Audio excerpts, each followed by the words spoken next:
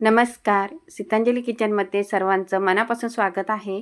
आज आपण काकडीचे धिरडे बनवलेत आणि इतके छान झालेत ना, खूपच मस्त झालेले आहेत. तर आपण इथे एक काकडी घेतलेली आहे. आता ही काकडी आहे ना, आपण हे आजूबाजूचं कापून घेऊया आणि याची साल आहे ना, काढून घ्यायची आहे.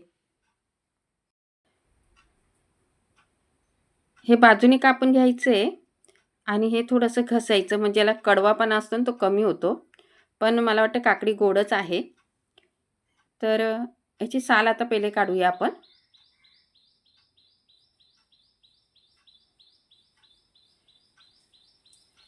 त्याची आपण पूर्ण साल काढून घेतले.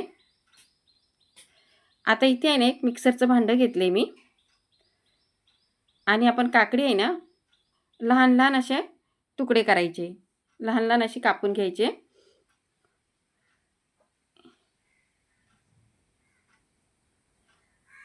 तर मी डायरेक्ट मिक्सरच्या भांड्यामध्ये कापून घेते. आता त्यामध्ये आपण 4 ते 5 हिरव्या मिरच्या घेतल्या आहेत आणि ह्या तिखट मिरच्या आहेत. कारण हे धिरडं आहे ना, थोडं तिखटच छान लागतं. आता मिक्सरला फिरवून घ्यायचे.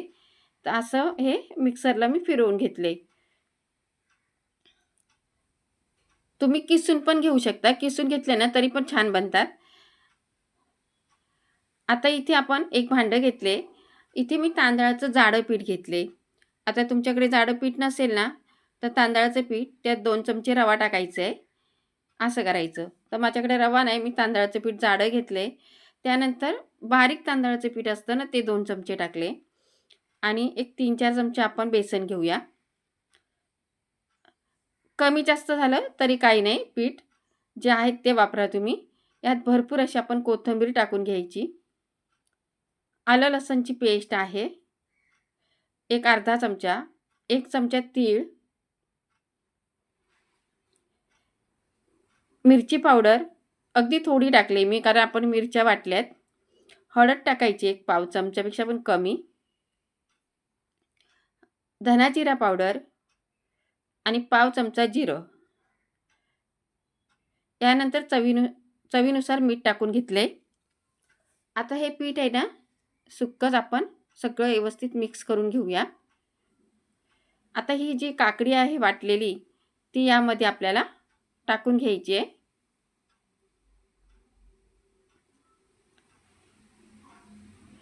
तर एक लहान काकडीमध्ये माझे 4 ते 5 धिरडे झालेत आणि चवीला अप्रतिम झाले होते.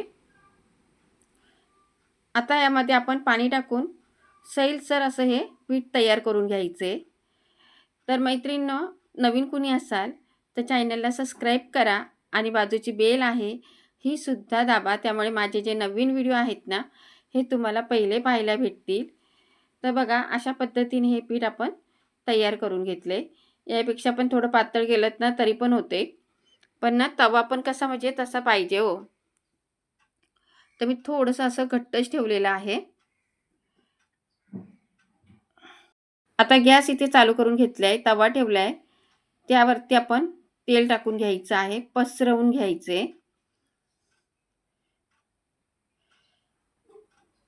1 चमचा आपण हे पीठ टाकून घेतलंय आणि हे थोडं असं पसरवून घ्यायचं.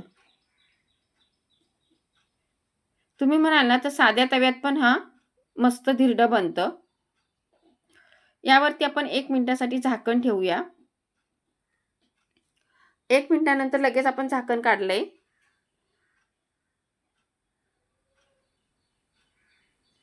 आता हा एक धिरडा आहे ना, याला पलटी मारून घेऊया आपण.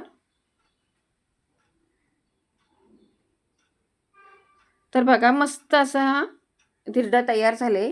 दोन्ही बाजूनी छान दाबून काविलत्याने ना, दाबून असा भाजायचा, शेकायचा.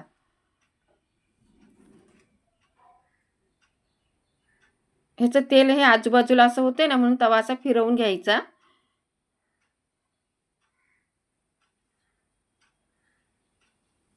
पाहू शकता, खूपच छान असं हे धिरडं तयार झालंय.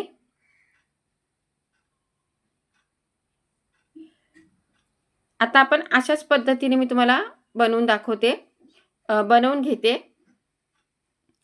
एक दुसरं पण तुम्हाला टाकून दाखवते मी.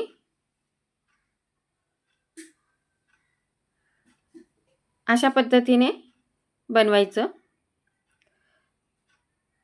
छान पसरल्या जातं.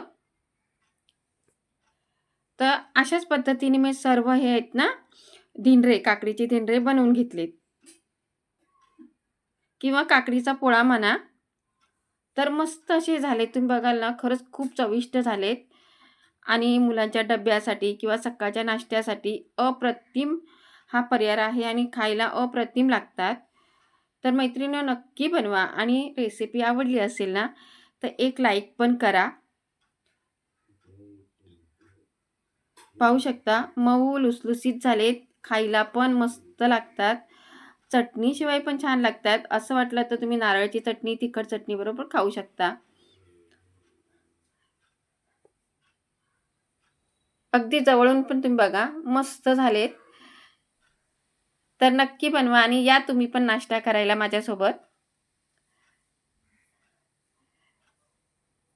आपण परत भेटूया अशाच एका नवीन रेसिपी सोबत. तोपर्यंत बाय बाय.